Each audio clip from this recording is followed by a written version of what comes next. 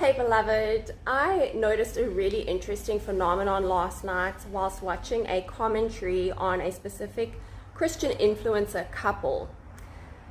It is not a healthy dynamic between these two, and she was stating how for her previous birthdays she and her husband had had quite big conflicts, and she said she couldn't actually even remember what they even fought about.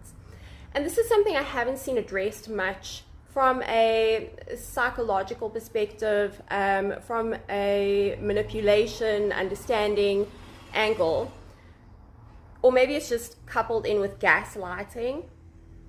But that is when you are in a conflict with someone and you totally forget what the fight was about, even though it was severe. The reason for it, the reason why our minds fog up and we just don't know what the details are, is simply because it's a self-protection mechanism, or at least that's how much of it I understand it to be. If someone knows more about this, I'd love to hear what your perspectives are. And so you're not just losing your mind or going crazy, but it's simply your mind protecting you from the overwhelm in conflict with someone who, and this is the manipulator, who isn't seeking resolution.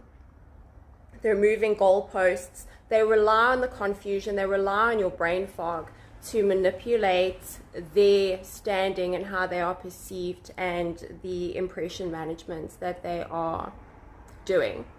So I had to share this because I know that there are many believers, there are many of God's children who have lived in perpetual states of being small in ourselves and not living in the full sovereignty that God intended us to.